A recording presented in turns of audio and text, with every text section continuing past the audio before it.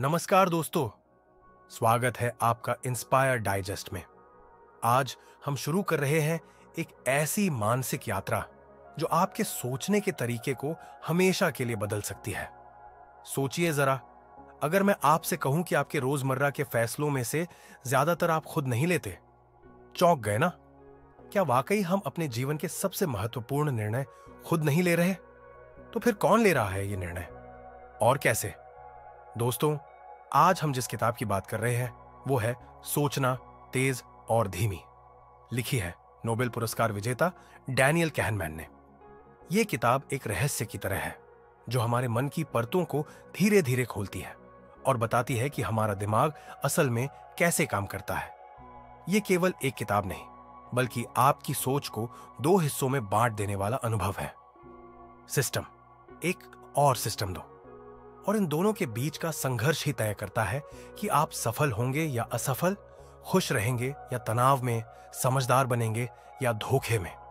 जब भी हम कोई काम करते हैं, चाहे वह गाड़ी चलाना हो या किसी से बात करना, तो हम सोचते हैं कि हम सचेत रूप से सब कुछ नियंत्रित कर रहे हैं, लेकिन हकीकत इससे बहुत अलग है।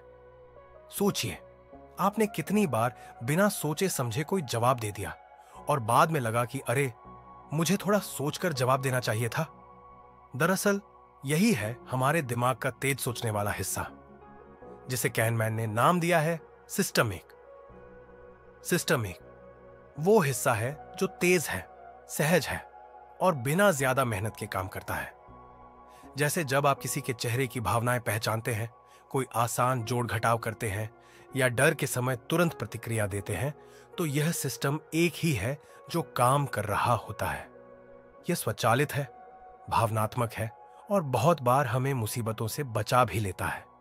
लेकिन इसमें एक बड़ी खामी है, यह अक्सर हमें भ्रमित कर देता है। हमें लगता है कि हम सही निर्णय ले रहे हैं, लेकिन हम भ्रम और पूर्वाग्रहों में फंस जाते हैं। हम अपने ही अनुभवों और धारणाओं के आधार पर ऐसे निष्कर्ष निकाल लेते हैं जो तर्क से बहुत दूर होते हैं। अब बात करते हैं सिस्टम दो की। यह वो हिस्सा है जो धीमा है लेकिन गहरा सोचने वाला है। जब आप कोई गणित का कठिन सवाल हल करते हैं, किसी जटिल निर्णय पर सोचते हैं या किसी विषय पर गहराई से विचार करते हैं, तो आप सिस्टम दो का उपयोग कर रहे होते हैं। यह प्रयास मांगता है, ऊर्जा खर्च करता है और बहुत जल्दी थक भी जाता है। लेकिन सबसे दिलचस्प बात यह है कि हमारा दिमाग स्वभाव से आलसी होता है। वो हमेशा आसान रास्ता ढूंढता है।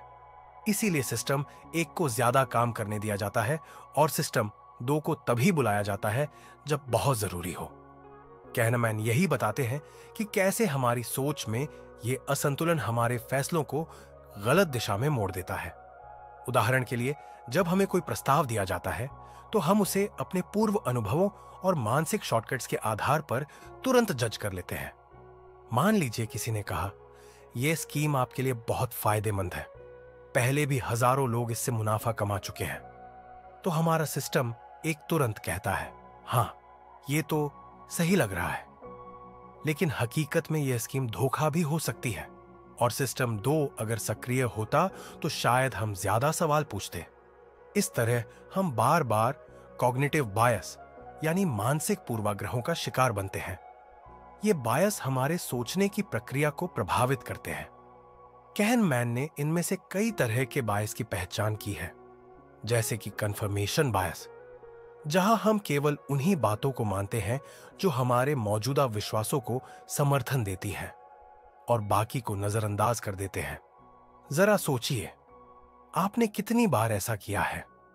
जब कोई खबर आपके मत से मिलती है तो आप उसे तुरंत सही मान लेते हैं, लेकिन जब कोई बात आपके विचारों के खिलाफ जाती है तो आप उसे झूठा या पक्षपाती कह देते हैं। यही है कंफर्मेशन बायस। अब कहनमैन बताते हैं कि इन दो सिस्टम्स की लड़ाई में अक्सर कौन जीतता है। सिस्टम एक, क्योंकि वह तेज है और हमें लगता है कि तेज निर्णय लेना बुद्धिमानी है। लेकिन ये तेज निर्णय कई बार हमारे लिए नुकसानदेह साबित होते हैं, खासकर जब हम किसी जटिल परिस्थिति में होते हैं और बिना सोच विचार के प्रतिक्रिया देते हैं।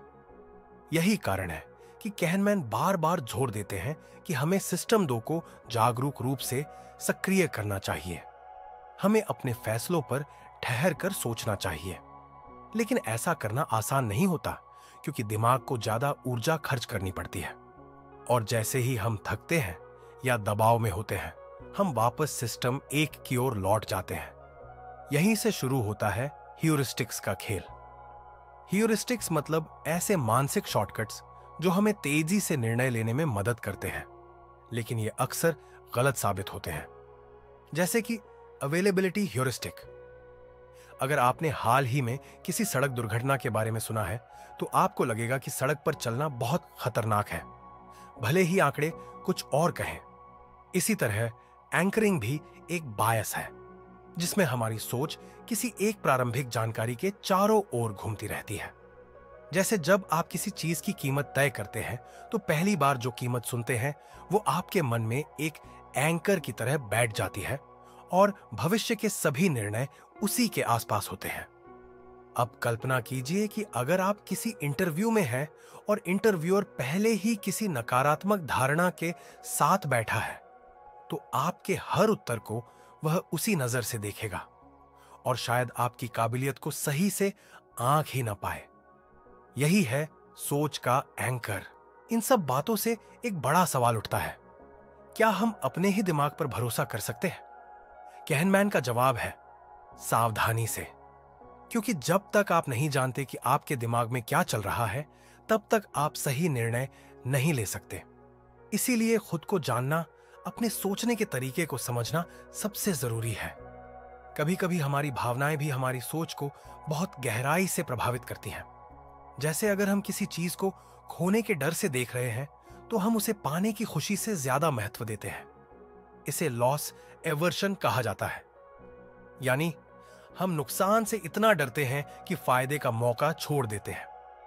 कल्पना कीजिए, दो प्रस्ताव हैं। एक में आप 100 रुपये जीत सकते हैं और दूसरे में 100 रुपये खो सकते हैं। मन कहेगा जीतने वाली चुनो, लेकिन जब प्रस्ताव को थोड़े अलग अंदाज में रखा जाता है, अगर आपने यह चुनाव नहीं किया तो आप 100 रुपये खो देंगे, तो वही व्यक्ति उस चुनाव की ओर झुक जाता है। भावनाएं हमारी सोच को बदल देती हैं। दोस्तों, यही है सोच की जटिलता। हमारी सोच एक साफ सुथरे कागज जैसी नहीं है। यह धुंधली है, पक्षपाती है और कई बार धोखा देती है।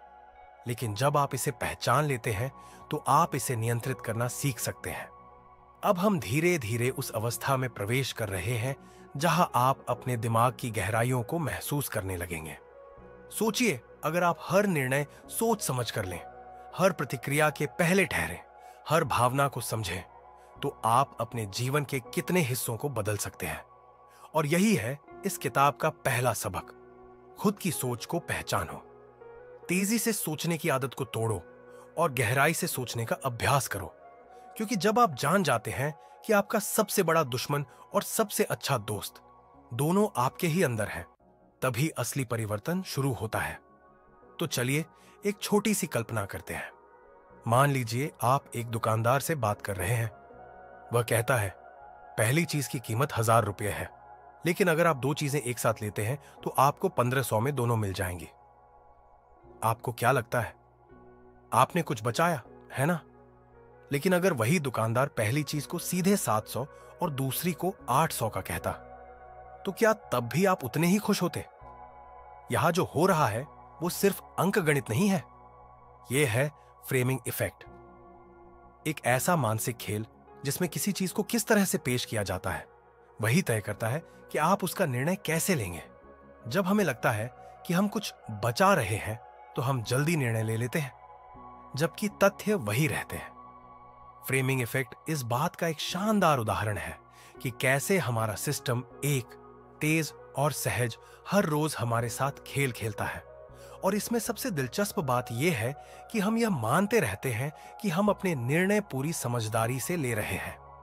अब बात करते हैं एक और गहरे विषय की, रिप्रेजेंटेटिवनेस ह्यूरिस्टिक। ये एक ऐसी मानसिक आदत है जिसमें हम चीजों को उनके सतही लक्षणों से आंकते हैं। उदाहरण के लिए, अगर कोई व्यक्ति बहुत शांत, पुस्तक प्रेमी और सोचने में गहरा है, तो हमें लगता है कि वो शायद एक लाइब्रेरियन होगा। लेकिन क्या हमने सोचा कि वास्तविकता में लाइब्रेरियनों की संख्या कितनी है और बाकी पेशों की कितनी। हम आंकड़ों को नजरअंदाज कर देते हैं और केवल बाहरी लक्षणों पर निर्णय ले लेते हैं। यही वजह है कि हम इंटरव्यू में लोगों को उनके बोलने के तरीके या कपड़ों से जज कर लेते हैं। हम यह मान बैठते हैं कि अगर कोई आत्मविश्वास से बोल रहा है तो वह जरूर काबिल होगा, लेकिन यह जरूरी नहीं है। यही सोच का भ्रम है जिसे कहनमैन बार बार उजागर करते हैं। अब हम एक और बेहद अहम और चौंकाने वाली बात की ओर बढ़ते हैं, ओवर कॉन्फिडेंस बायस। यह वो स्थिति है जहां हमें लगता है कि हम जितना जानते हैं उससे कहीं ज्यादा जानते हैं। हम अपने ज्ञान पर जरूरत से ज्यादा विश्वास कर बैठते हैं। यह बायस बिजनेस, निवेश और निजी जीवन में कई बड़े फैसलों को प्रभावित करता है। कभी आपने सुना है, मुझे पूरा यकीन है कि यह स्टॉक बढ़ेगा, या फिर मैं जानता हूं कि मैं गलत नहीं हो सकता। ऐसे में व्यक्ति अपनी गलतियों को पहचान ही नहीं पाता क्योंकि उसने खुद को एक भ्रम में बंद कर लिया है। कहनमैन बताते हैं कि यह ओवर कॉन्फिडेंस कई बार विशेषज्ञों को भी धोखा देता है। जी हां, डॉक्टर, निवेशक, वकील, कोई भी इससे बचा नहीं है। अब बात करते हैं एक और अनोखी चीज की, इल्यूजन ऑफ अंडरस्टैंडिंग और इल्यूजन ऑफ वैलिडिटी। ये दो ऐसे भ्रम हैं जिनमें हम खुद को यह विश्वास दिला लेते हैं कि हम चीजों को पूरी तरह समझते हैं और हमारा विश्लेषण बिल्कुल सटीक है। लेकिन अक्सर हम पीछे के कारणों को वर्तमान में देखकर समझने की कोशिश करते हैं, जो कि एक भ्रम होता है। मान लीजिए कोई कंपनी बहुत सफल हो गई तो हम कहते हैं उसके लीडर का विजन कमाल का था, उसकी रणनीति शानदार थी। लेकिन वही कंपनी अगर असफल हो जाती तो हम उसी लीडर को दोष देने लगते हैं, जबकि सच्चाई यह है कि सफलता और असफलता कई यादृच्छिक कारकों पर निर्भर करते हैं जो हमारी पकड़ से बाहर होते हैं। यहां पर आता है नैरेटिव फैलेसी, यानी हम कहानियां गढ़ते हैं। इंसानी दिमाग का स्वभाव है कि वह सब कुछ एक कहानी के रूप में देखना चाहता है। हम घटनाओं को एक सीक्वेंस में जोड़ते हैं, भले ही उनमें कोई तार्किक संबंध न हो। यही कारण है कि हम किसी की सफलता की कहानी पढ़ते हैं और सोचते हैं, अगर मैं भी वही करूंगा तो मुझे भी वही मिलेगा। जबकि सफलता की कहानी में कई अनकहे पहलू होते हैं जो दिखते नहीं। अब हम आते हैं उस विषय पर जो कहनमैन की सोच का सबसे गूढ़ और महत्वपूर्ण हिस्सा है, प्रॉस्पेक्ट थ्योरी। यह सिद्धांत बताता है कि हम फायदे से ज्यादा नुकसान को प्राथमिकता देते हैं। जब हमें दो विकल्प दिए जाते हैं, एक जिसमें निश्चित रूप से कुछ फायदा है और एक जिसमें फायदा ज्यादा है लेकिन थोड़ा जोखिम भी, तो हम पहला ही चुनते हैं। लेकिन यही व्यक्ति जब नुकसान की स्थिति में होता है तो वह जोखिम उठाने लगता है, चाहे उसकी संभावना कम ही क्यों ना हो। कहनमैन ने यह प्रयोगों के जरिए सिद्ध किया कि हमारा निर्णय परिस्थिति पर नहीं, बल्कि उसे किस तरह से प्रस्तुत किया गया है उस पर निर्भर करता है। उदाहरण के लिए, मान लीजिए आपको कहा जाए कि आपके पास 1000 रुपए हैं। अब दो विकल्प दिए गए। पहला, आप 500 रुपए निश्चित रूप से बचा सकते हैं। दूसरा, 50% संभावना है कि आप पूरे 1000 रुपए बचा लेंगे और 50% संभावना है कि आप सब कुछ खो देंगे। ज्यादातर लोग पहले विकल्प को चुनेंगे। लेकिन वही परिस्थिति जब उलटी कर दी जाती है, यानी कहा जाए कि आपको 1000 रुपए का नुकसान होना तय है, तो ज्यादातर लोग दूसरा विकल्प चुनते हैं जिसमें थोड़ा जोखिम होता है। यही है हमारी सोच का विचित्र रूप।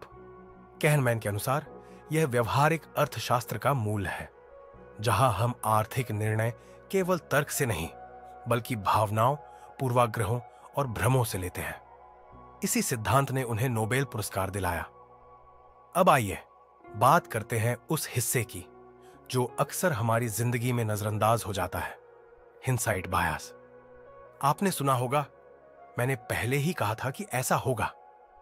यह पूर्वानुमान नहीं होता, बल्कि एक ऐसा भ्रम है जिसमें हम सोचते हैं कि हमें पहले से पता था कि परिणाम क्या होगा, जबकि असल में हम सिर्फ वर्तमान को देखकर अतीत की व्याख्या कर रहे होते हैं। इस बायस की वजह से हम गलतियों से नहीं सीखते, क्योंकि हमें लगता है कि हमने पहले से सब समझ लिया था। इसी के कारण हम बार बार वही गलत निर्णय लेते हैं और फिर भी सोचते हैं कि हम बेहतर हो रहे हैं। अब जरा उस चीज की ओर ध्यान दें जो हमारी पूरी सोच को प्रभावित करती है, इमोशन और मूड। कहनमैन बताते हैं कि जब हम खुश होते हैं तो हम ज्यादा जोखिम उठाने को तैयार हो जाते हैं। जब हम थके होते हैं तो हमारा सिस्टम दो काम करना बंद कर देता है और सिस्टम एक पूरा नियंत्रण ले लेता है। यही वजह है कि हम थकान में गलत फैसले ले लेते हैं, गुस्से में बातों को बढ़ा देते हैं और डर के समय जरूरत से ज्यादा सतर्क हो जाते हैं। सोचिए, अगर आपका कोई बड़ा फैसला एक बुरे मूड में लिया गया है तो क्या वह निर्णय सचमुच समझदारी भरा होगा? शायद नहीं। इसलिए कहनमैन बार बार कहते हैं, सोचो, रुको, फिर फैसला करो। दोस्तों, इस किताब का हर अध्याय एक आईना है जिसमें हम खुद को देखते हैं। यह किताब न तो हमें बुद्धिमान कहती है न मूर्ख। ये केवल कहती है, जानो कि तुम कौन हो और कैसे सोचते हो। आज के इस हिस्से का सबसे बड़ा सबक यह है, तुरंत निर्णयों से बचो, खासकर तब जब बात बड़ी हो। किसी प्रस्ताव पर हां कहने से पहले सोचो, क्या यह तुम्हारा सिस्टम एक बोल रहा है या तुमने सच में गहराई से विचार किया है? अगर हमें अपने जीवन के निर्णय बेहतर बनाने हैं तो हमें अपने सिस्टम दो को जागृत रखना होगा। हमें सोचने की आदत डालनी होगी और सोचने का मतलब सिर्फ विचार करना नहीं होता, बल्कि स्वयं के विचारों पर भी विचार करना होता है। अब सोचिए, जब हम खुद की सोच पर सवाल उठाना शुरू कर देते हैं तब क्या होता है? तब हम एक ऐसे स्तर पर पहुंचते हैं जहां हम किसी भी निर्णय से पहले खुद से पूछते हैं, क्या यह मेरा तर्क बोल रहा है या मेरा पूर्वाग्रह? और जब आप यह अंतर पहचान लेते हैं तो समझिए कि आपने खुद को धोखे से निकाल लिया है। क्या आप जानते हैं कि आपका मन आपको रोज कहानियां सुनाता है? जी हां, वो कहानी जो हर चीज को तर्कसंगत बनाती है, भले ही वह कितनी भी असंगत क्यों ना हो। मान लीजिए आपने एक नई नौकरी के लिए इंटरव्यू दिया। इंटरव्यू बहुत अच्छा नहीं गया, लेकिन 2 दिन बाद आपको कॉल आता है, आपको चुन लिया गया है। अब आपका दिमाग पीछे जाकर हर उस बात को खूबसूरत बना देता है जो उस इंटरव्यू में हुई थी। आप कहते हैं, मैंने तो बहुत आत्मविश्वास से जवाब दिया था, जबकि उस वक्त आपको खुद लग रहा था कि आप लड़खड़ा गए थे। यह है कॉग्निटिव डिसोनेंस का कमाल। हम अपने भीतर के विरोधाभासों को सुलझाने के लिए ऐसी कहानियां गढ़ते हैं जो हमें अच्छा महसूस कराएं। यही कारण है कि हम अपनी गलतियों को सही ठहराने के लिए बहाने बनाते हैं और कभी-कभी खुद को ही धोखा देने लगते हैं। कहनमैन कहते हैं कि इंसानी दिमाग को सबसे ज्यादा राहत तब मिलती है जब सब कुछ सुसंगत हो। भले ही वह सच्चाई न हो, लेकिन अगर वह कहानी दिमाग में फिट बैठ जाए तो वह हमें सुकून देती है। अब सोचिए, जब हम अपनी सोच को ही कभी-कभी झूठी कहानियों पर आधारित कर देते हैं तो फिर हम निर्णय कैसे ले रहे होते हैं? आइए अब बात करते हैं एंकरिंग इफेक्ट की। यह प्रभाव बताता है कि जब हमें कोई संख्या या जानकारी दी जाती है तो हमारे सारे निर्णय उसी के आसपास घूमने लगते हैं। उदाहरण के लिए, अगर किसी घड़ी की कीमत पहले 50,000 बताई जाए और फिर उस पर 30% की छूट मिले तो हमें लगेगा कि वह बहुत सस्ती हो गई है। लेकिन अगर वही घड़ी सीधे 35,000 में दिखाई जाए तो हम उसे उतना आकर्षक नहीं मानेंगे। यहां जो हुआ वह है एंकरिंग, यानी पहली सूचना ने हमारे सोचने का ढांचा तय कर दिया। हम उसी के इर्द गिर्द सोचने लगे, भले ही वह सूचना कितनी भी बेतुकी क्यों ना हो। यही प्रभाव हमें नौकरी की बातचीत, घर की खरीदारी और यहां तक कि रिश्तों में भी प्रभावित करता है। जब कोई व्यक्ति शुरू में ही खुद को बहुत सफल, बहुत अच्छा या बहुत समझदार बताता है तो हम उसी एंकर पर बाकी सब मूल्यांकन करना शुरू कर देते हैं और इस चक्र से बाहर निकलना बेहद मुश्किल होता है। अब बात करते हैं अवेलेबिलिटी ह्यूरिस्टिक की। यह वो जाल है जिसमें हम केवल उन्हीं चीजों को सच मान लेते हैं जो हमारे दिमाग में तुरंत आ जाती है। उदाहरण के लिए, अगर आपने हाल ही में कोई विमान दुर्घटना की खबर देखी है तो कुछ दिनों तक आप हवाई यात्रा को ज्यादा जोखिम भरा मानने लगते हैं, भले ही आंकड़े कुछ और कहें। यह वही कारण है कि मीडिया में दिखने वाली घटनाएं जैसे हत्या, चोरी, अपहरण हमें ज्यादा खतरनाक लगती है, जबकि उनके वास्तविक आंकड़े उतने बड़े नहीं होते। लेकिन क्योंकि वे बार बार हमारे दिमाग में आ रही हैं, तो हम उन्हें आसानी से उपलब्ध मान लेते हैं और वही हमारी सोच को प्रभावित करता है। अब सोचिए, जब हमारा दिमाग इतना अस्थिर है कि एक खबर, एक शब्द या एक विचार भी हमारी सोच को पूरी तरह से मोड़ सकता है, तो क्या हम सचमुच स्वतंत्र हैं, या फिर हम सिर्फ अपने मस्तिष्क की रचनाओं के गुलाम बन चुके हैं? कहनेमैन इसी प्रश्न को चुनौती देते हैं, और यही इस किताब की खूबसूरती है। वह हमें यह नहीं बताते कि हम मूर्ख हैं, बल्कि यह समझाते हैं कि इंसानी सोच अपने आप में जटिल, असंगत और भ्रमपूर्ण है। और सबसे बड़ी बात यह है कि हमें इसका बोध भी नहीं होता। अब हम आते हैं उस हिस्से की ओर जो निर्णय लेने की क्षमता को सबसे गहराई से प्रभावित करता है, सब्स्टिट्यूशन। जब कोई प्रश्न कठिन होता है, जैसे क्या यह निवेश सही रहेगा, तो हम अनजाने में उसे एक आसान प्रश्न से बदल देते हैं, क्या मुझे यह कंपनी पसंद है, और फिर उसी के आधार पर निर्णय ले लेते हैं। आपने यह देखा होगा, जब कोई सेल्स पर्सन मुस्कुराता है, बातों में आत्मीयता दिखाता है, तो हम उसके उत्पाद को ज्यादा भरोसेमंद मानने लगते हैं, जबकि उसका व्यवहार उत्पाद की गुणवत्ता से कोई संबंध नहीं रखता। यही सब्स्टिट्यूशन है, जहां हम एक कठिन प्रश्न का उत्तर देने के बजाय एक आसान सवाल पूछकर खुद को संतुष्ट कर लेते हैं। और यही आदत हमारे फैसलों की जड़ है। अब जरा गहराई से सोचिए, जब हम कठिन सवालों से भागते हैं, तो क्या हम खुद को धोखा नहीं दे रहे? क्या हमारी सफलता इस बात पर निर्भर नहीं करती कि हम कठिन प्रश्नों का सामना कैसे करते हैं? यही सोच कहनेमैन को बाकी लेखकों से अलग बनाती है। वो हमें खुद से भिड़ाते हैं, खुद की सोच पर सवाल उठाने के लिए प्रेरित करते हैं। अब एक और दिलचस्प बात, अफेक्ट ह्यूरिस्टिक। इसका मतलब है कि हमारे मूड, भावनाएं और मन स्थिति हमारे निर्णयों को नियंत्रित करते हैं। जब हम किसी चीज को पसंद करते हैं, तो हम उसकी सभी बुराइयों को नजरअंदाज कर देते हैं, और जब नापसंद करते हैं, तो अच्छाइयां भी दिखाई नहीं देती। आपने यह अनुभव किया होगा, जब आप किसी से प्रभावित होते हैं, तो उसके हर विचार में आपको समझदारी दिखती है। लेकिन अगर आप किसी को पसंद नहीं करते, तो उसकी सबसे सही बात भी आपको गलत लगती है। यह सिर्फ इंसान के साथ नहीं होता, यह ब्रांड्स, विचारधाराओं और यहां तक कि देशों के साथ भी होता है। अब आइए बात करते हैं लॉस अवर्जन की, यानी नुकसान का डर। हमने पहले भी इसे प्रोस्पेक्ट थियरी में देखा था, लेकिन यहां बात और गहराई में जाती है। कहनेमैन बताते हैं कि हमें नुकसान का डर इस हद तक होता है कि हम फायदे की संभावनाओं को भी त्याग देते हैं। उदाहरण के लिए, अगर कोई व्यक्ति आपको कहे कि एक सिक्का उछाले, अगर हेड आया तो आपको 1000 रुपये मिलेंगे, और अगर टेल आया तो आपको 500 रुपये देने होंगे, तो ज्यादातर लोग मना कर देंगे, जबकि गणितीय रूप से यह सौदा फायदेमंद है। लेकिन नुकसान का डर इतना हावी होता है कि हम इस अवसर को हाथ से जाने देते हैं। यही कारण है कि लोग नौकरी छोड़कर बिजनेस शुरू करने से डरते हैं।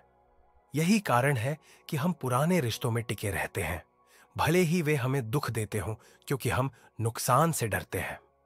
अब बात करते हैं एंडाउमेंट इफेक्ट की, यानी जो चीज हमारी होती है, हम उसे ज्यादा मूल्यवान मानते हैं। मान लीजिए आपके पास एक पुरानी घड़ी है, वह बाजार में 2000 की है, लेकिन आप उसे 5000 में बेचने को तैयार होते हैं, सिर्फ इसलिए क्योंकि वह आपकी है। यह वही कारण है कि जब हम किसी चीज को छोड़ते हैं, चाहे वह वस्तु हो, रिश्ता हो या आदत, तो हमें अंदर से एक खालीपन महसूस होता है, क्योंकि हमने उसे अपना माना था। इसी के साथ जुड़ा है स्टेटस को बायस, यानी हम वर्तमान स्थिति को बनाए रखना चाहते हैं, भले ही वह बेहतर ना हो। हम बदलाव से डरते हैं और इसी कारण प्रगति रुक जाती है। अब जरा सोचिए, क्या हमने कभी उन बदलावों को रोका है जो हमारे लिए फायदेमंद हो सकते थे, सिर्फ इसलिए कि हम अब जैसा है वैसे ही ठीक है मानते हैं? इंसान के भीतर यह प्रवृत्ति होती है, स्थिरता की, सुरक्षा की और जोखिम से दूर रहने की। लेकिन जीवन वही बदलता है जहां हम सोच से आगे कदम रखते हैं। हमें न केवल सोचने पर मजबूर करती है, बल्कि हमें अपने डर, भ्रम और आदतों को भी पहचानने का अवसर देती है। और अब बात करें एक आखिरी बात की, प्लानिंग फैलेसी की।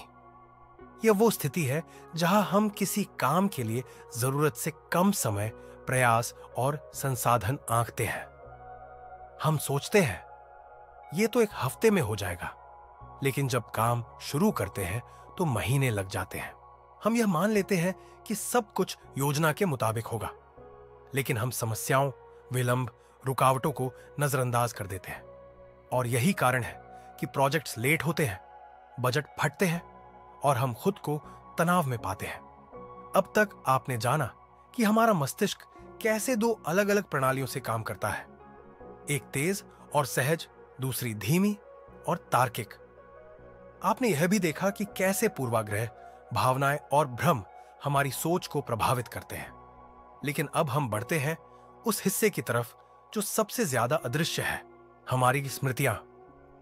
क्या आप जानते हैं कि आपकी जिंदगी में जो अनुभव सबसे ज्यादा मायने रखते हैं वह हमेशा वही नहीं होते जो सबसे ज्यादा समय तक चले हों, बल्कि वे होते हैं जिनका अंत सबसे प्रभावशाली होता है। जी हां, यही है पीक एंड रूल। कहनमैन कहते हैं कि हम अपने अनुभवों को जीते नहीं हैं, हम उन्हें याद करते हैं। और याद करने का तरीका बहुत दिलचस्प है। हमारा दिमाग अनुभव का औसत नहीं लेता, बल्कि सिर्फ दो हिस्सों को याद रखता है, सबसे तीव्र पल और अंत। मान लीजिए आप किसी शादी में गए, पूरा आयोजन सामान्य था, लेकिन अंत में डिनर बहुत खराब था। अब जब आप उस शादी को याद करेंगे तो आपका दिमाग उस खराब अनुभव को बहुत ज्यादा तवज्जो देगा और इसी आधार पर आपका पूरा अनुभव बुरा बन जाएगा।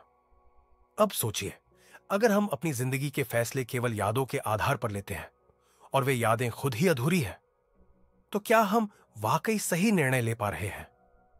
कहनमैन इसी विरोधाभास को उजागर करते हैं। वो बताते हैं कि हमारे अंदर दो आत्माएं हैं, एक अनुभव करने वाली आत्मा और एक याद रखने वाली आत्मा। अनुभव करने वाली आत्मा वर्तमान में जीती है, उसे वही अच्छा या बुरा लगता है जो उस वक्त घट रहा हो। लेकिन याद रखने वाली आत्मा ही भविष्य के निर्णय लेती है, वही तय करती है कि हम दोबारा उस अनुभव को दोहराना चाहेंगे या नहीं। यह समझना बहुत जरूरी है, क्योंकि हम में से ज्यादातर लोग अपनी छुट्टियों, रिश्तों, नौकरियों और जीवन के महत्वपूर्ण निर्णय उन्हीं यादों के आधार पर करते हैं जो अधूरी और पक्षपाती होती हैं। अब जरा सोचिए, क्या आपने कभी ऐसा महसूस किया है कि जब कोई सफर बहुत थकाऊ रहा हो लेकिन उसका अंत बहुत सुंदर रहा हो, तो आप उसे बेहतरीन यात्रा कह देते हैं? यह वही पीक एंड रूल है। अब हम बात करते हैं ड्यूरेशन नेग्लेक्ट की, यानी हम किसी अनुभव की लंबाई को लगभग नजरअंदाज कर देते हैं। अगर कोई अनुभव दर्दनाक था लेकिन वह थोड़े समय चला और उसके बाद राहत मिली, तो हम उसे कम तकलीफदेह मानते हैं, भले ही वास्तविक दर्द ज्यादा रहा हो। एक दिलचस्प अध्ययन में लोगों को दो प्रकार की दर्दनाक प्रक्रियाओं से गुजारा गया। पहली प्रक्रिया में एक निश्चित समय तक दर्द सहना था, फिर वह रुक जाता था। दूसरी में थोड़ा लंबा दर्द था, लेकिन अंत में दर्द थोड़ा कम हो जाता था। लोगों ने दूसरी प्रक्रिया को कम पीड़ादायक बताया, सिर्फ इसलिए क्योंकि उसका अंत थोड़ा राहत देने वाला था। इससे हम यह समझ सकते हैं कि हम यादों के आधार पर अपने भविष्य तय करते हैं, न कि अनुभव के आधार पर। अब बात करते हैं ओवर कॉन्फिडेंस बायस की। यह वह भ्रम है जिसमें हम अपनी क्षमता, ज्ञान और भविष्यवाणी की शक्ति को जरूरत से ज्यादा आंकते हैं। कहनमैन ने कई अध्ययनों में देखा कि विशेषज्ञ जैसे कि डॉक्टर, वकील, फाइनेंशियल सलाहकार भी भविष्यवाणी करते समय बहुत बार गलत होते हैं, लेकिन उनका आत्मविश्वास कभी नहीं डोलता। यह प्रवृत्ति सिर्फ विशेषज्ञों में नहीं, हम सभी में होती है। हम सोचते हैं कि हमें मालूम है कि क्या होगा, लेकिन सच्चाई यह है कि हम नहीं जानते। हमारा तेज सोचने वाला सिस्टम एक इस भ्रम को बनाए रखता है कि हमें सब पता है। यह हमें सहज बनाता है, आत्मविश्वासी बनाता है, लेकिन जब हम जटिल परिस्थितियों में होते हैं तो यह आत्मविश्वास हमारे लिए नुकसानदेह हो सकता है। अब जरा सोचिए, जब हम अपने ज्ञान पर ही जरूरत से ज्यादा विश्वास करते हैं तो हम क्या करते हैं? हम दूसरों की बातों को नजरअंदाज करते हैं। हम सलाह नहीं लेते। हम तथ्यों की बजाय अपने गट फीलिंग पर भरोसा करते हैं। यही कारण है कि लोग स्टॉक मार्केट में गलत निवेश करते हैं, गलत रिश्तों में फंसते हैं और असफल योजनाओं पर अड़े रहते हैं, क्योंकि उन्हें लगता है मैं सही हूं। कहनमैन इसे इल्यूजन ऑफ वैलिडिटी कहते हैं, यानी यह भ्रम कि हमारा निष्कर्ष सही है सिर्फ इसलिए क्योंकि वह हमें सही लगता है। अब हम बात करते हैं हाइंडसाइट बायस की। यह वह प्रवृत्ति है जिसमें हम किसी घटना के घट जाने के बाद यह मान लेते हैं कि हमें पहले से पता था कि ऐसा ही होगा। आपने यह जरूर सुना होगा, मैंने तो पहले ही कहा था। लेकिन सच्चाई यह है कि हमें कुछ भी पता नहीं होता। हमारा दिमाग बीते हुए अनुभवों को इस तरह गढ़ता है जैसे वह पहले से तयशुदा था, और फिर हम यह मानने लगते हैं कि हम भविष्यवाणी कर सकते हैं। यह भ्रम खतरनाक होता है क्योंकि यह हमें और भी ज्यादा आत्मविश्वास देता है और हम अगली बार और ज्यादा गलतियां करते हैं। अब जरा सोचिए, क्या आपने कभी किसी असफल निर्णय के बाद यह महसूस किया है कि मुझे पहले से शक था? लेकिन क्या आपने वह शक किसी से साझा किया था? शायद नहीं, लेकिन अब दिमाग कहता है मैं सही था। यही वह भ्रम है जो हमारी सोच को पीछे से प्रभावित करता है और हमें हमारी गलतियों को सीखने से रोकता है। अब एक और बेहद रोचक हिस्सा, रिग्रेशन टू द मीन। इसका अर्थ है कि अगर कोई घटना बहुत असामान्य होती है, बहुत अच्छी या बहुत खराब, तो अगली बार उसका परिणाम सामान्य की तरफ झुकेगा। उदाहरण के लिए, अगर कोई खिलाड़ी एक मैच में बहुत अच्छा प्रदर्शन करता है तो अगली बार शायद वह उतना अच्छा न करे और हम कहते हैं फॉर्म खराब हो गया, जबकि सच्चाई यह है कि पिछली बार वह सिर्फ औसत से ऊपर चला गया था और अब वह सामान्य स्तर पर आ रहा है। लेकिन हम इस सामान्य घटना को भी तर्क, भावना या कारणों से जोड़ने की कोशिश करते हैं। उसने मेहनत कम की होगी या उसका ध्यान भटका होगा, जबकि यह केवल आंकड़ों का खेल होता है। यहां हमें एक बहुत जरूरी सबक मिलता है। हर सफलता या विफलता का कोई गहरा कारण नहीं होता।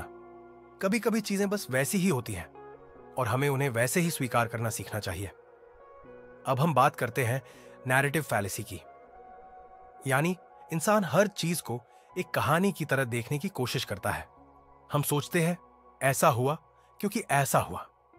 हम घटनाओं को एक अर्थ देना चाहते हैं, एक शुरुआत, एक मध्य और एक अंत। यही कारण है कि हम इतिहास में भी कहानियां खोजते हैं, जबकि इतिहास आकस्मिकताओं का परिणाम होता है।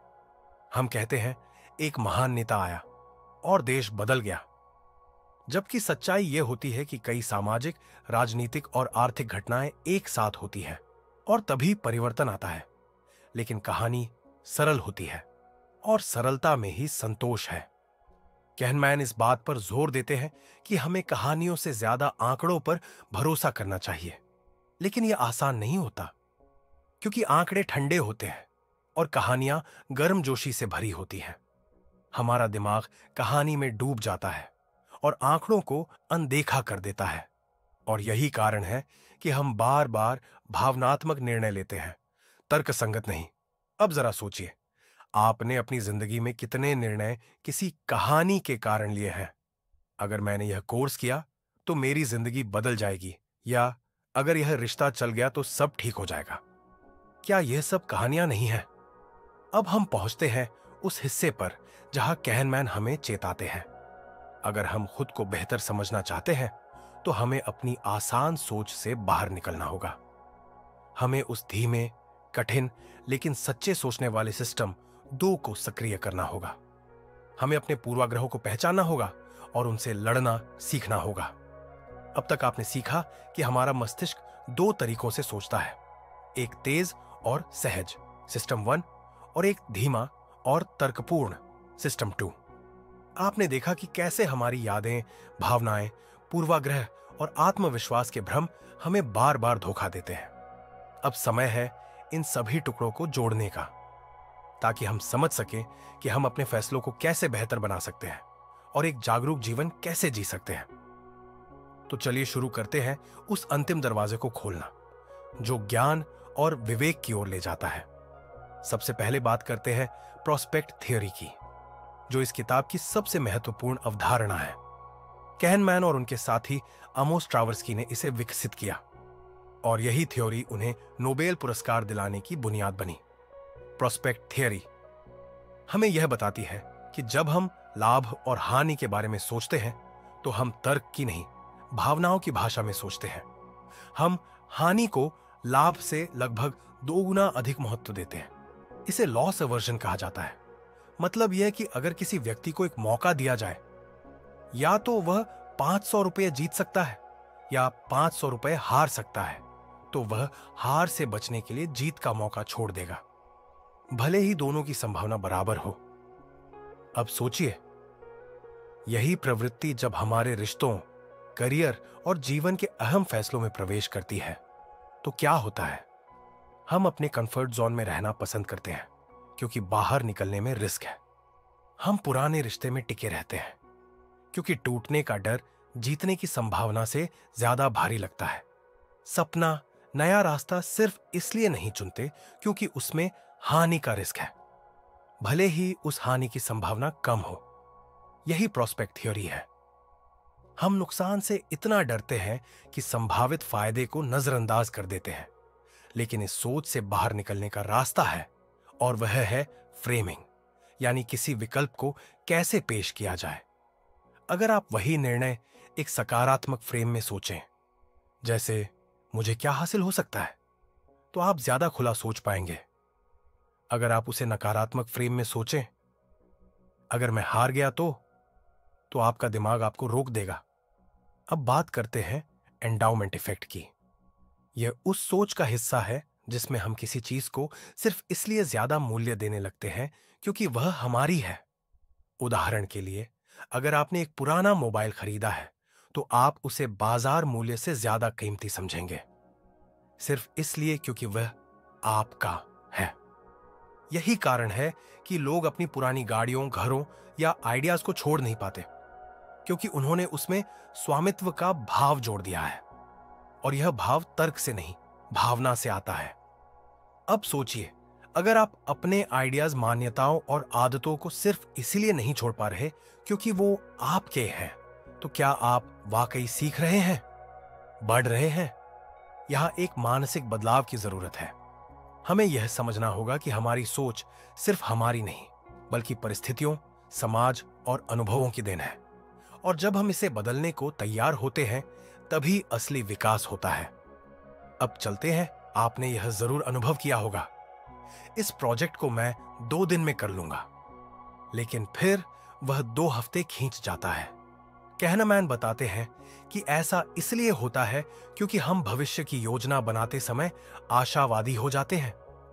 हम समस्याओं को नजरअंदाज करते हैं और बस इस बात पर ध्यान देते हैं कि क्या अच्छा हो सकता है। यही वह समय है जब हमें आउटसाइड व्यू अपनानी चाहिए, यानी दूसरों के अनुभव, आंकड़ों और पुरानी परियोजनाओं को देखकर अनुमान लगाना चाहिए। इससे हमारा अंदाजा ज्यादा यथार्थवादी होता है। अब बात करते हैं एक और बेहद रोचक पहलू की, सब्स्टिट्यूशन। जब भी हमारे सामने कोई कठिन सवाल आता है, जैसे क्या यह व्यक्ति एक अच्छा लीडर है, तो हम उसे आसान सवाल में बदल देते हैं, क्या यह व्यक्ति आत्मविश्वासी दिखता है? और फिर उसी आसान सवाल का जवाब देकर सोचते हैं कि हमने कठिन सवाल हल कर लिया। हम यह बदलाव अनजाने में करते हैं और यही कारण है कि हम गलत निष्कर्ष पर पहुंचते हैं। यही कॉग्निटिव ईज है। आसान उत्तर, आसान सोच, लेकिन गलत निर्णय। तो अब सवाल उठता है, हम क्या करें? कहनमैन साहब कहते हैं, हमारा तेज सोचने वाला सिस्टम एक जरूरी अस्त्र है, लेकिन वह गलतियां करता है। और हमारा धीमा सोचने वाला सिस्टम, यानी सिस्टम 2, उसे जांच सकता है, सुधार सकता है, बशर्ते हम उसे सक्रिय करें। तो अगली बार जब आप कोई निर्णय लें तो कुछ पल रुकिए, सोचिए, क्या यह मेरा सहज उत्तर है या मैंने इस पर गहराई से सोचा है? अगर उत्तर सहज है तो उसे चुनौती दीजिए, और अगर वह चुनौती से बच जाए तो शायद वह सही है। अब बात करते हैं उस सबसे जरूरी सीख की जो इस पूरी किताब का सार है। सेल्फ अवेयरनेस यानी आत्म जागरूकता। आप अपने दिमाग की गलतियों को तब तक नहीं सुधार सकते जब तक आप उन्हें पहचानना नहीं सीखते। आपको यह जानना होगा कि आपका दिमाग कैसे काम करता है, तभी आप उसे अपने अनुसार चला सकते हैं। आपको यह भी समझना होगा कि सभी इंसान पूर्वाग्रहों के शिकार होते हैं, आप, मैं और सबसे बड़े विशेषज्ञ भी। और जब हम यह स्वीकार करते हैं, तभी हम सच्चे अर्थों में सोचने की शुरुआत करते हैं। एक बहुत महत्वपूर्ण हिस्सा है नॉइज, यानी निर्णयों में असंगतता। कहनमैन ने अपनी दूसरी किताब नॉइज में बताया है कि अलग अलग जज, डॉक्टर या मैनेजर एक ही परिस्थिति में अलग अलग निर्णय लेते हैं, सिर्फ इसलिए क्योंकि वे अलग मूड में होते हैं, अलग पृष्ठभूमि से आते हैं या अलग मानसिकता रखते हैं। यानी इंसानी निर्णय सिर्फ ज्ञान पर नहीं, बल्कि मनोदशा, संदर्भ और अन्य अनजानी चीजों पर भी निर्भर होते हैं।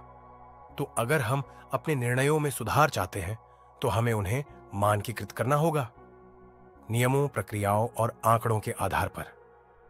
हमेशा याद रखें, इंसानी दिमाग एक चमत्कारी रचना है, लेकिन वह त्रुटिहीन नहीं है।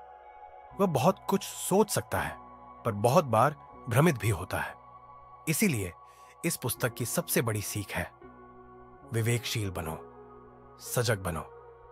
जानो कि तुम क्या सोच रहे हो और क्यों सोच रहे हो। जब हम अपने ही विचारों को प्रश्नों के कटघरे में खड़ा कर सकते हैं, तभी हम सच्ची बुद्धिमानी की ओर बढ़ते हैं। अब हम उस बिंदु पर पहुंच चुके हैं जहां यह समझना जरूरी है कि तेज और धीमी सोच दोनों की अपनी जगह है। अगर आग लगी हो तो तेज सोच जरूरी है, भागो। लेकिन अगर जिंदगी की दिशा तय करनी हो तो धीमी सोच ही काम आएगी। कभी कभी रुक जाना, 2 बार सोचना और फिर निर्णय लेना ही असली बहादुरी है। नई सोच नहीं देते, बल्कि हमें हमारी पुरानी सोच से रूबरू कराते हैं। और यही इस किताब की सबसे बड़ी ताकत है। इस पूरी यात्रा से हम यह समझते हैं कि इंसानी सोच सरल नहीं है। यह जटिल, परतों से भरी और गलतियों से भरी होती है। लेकिन यह सोच ही वह शक्ति है जो हमें जानवरों से अलग बनाती है। और जब हम इस सोच को सुधारते हैं, तो हम अपने जीवन की दिशा भी सुधारते हैं। तो दोस्तों, अब समय है इस अद्भुत यात्रा को अलविदा कहने का। लेकिन सिर्फ किताब को नहीं, उस सोच को नहीं जो आपने सीखी है। अब जब आप अगली बार कोई निर्णय लें, तो एक पल ठहरिए, गहरी सांस लीजिए और खुद से पूछिए, क्या मैं सोच रहा हूं या बस प्रतिक्रिया दे रहा हूं?